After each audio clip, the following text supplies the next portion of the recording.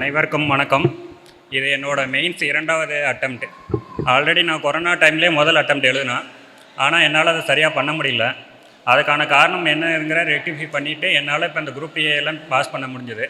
அதனால் நீங்களும் எந்த இடத்துல உங்கள் தவறு பண்ணுறீங்க என்னங்கிறத பார்த்துட்டு அதை முதல்ல சரி பண்ணுங்கள். இந்த ஃபீல்டு யாரும் ஃபீல்ட் அவுட் ஆக வேண்டாம். தொடர்ந்து முயற்சி செய்யுங்கள். இந்த வாய்ப்பை கொடுத்த சுரேஷ் அகாடமிக்கு எனது நன்றியை தெரிவித்துக் கொள்கிறேன்.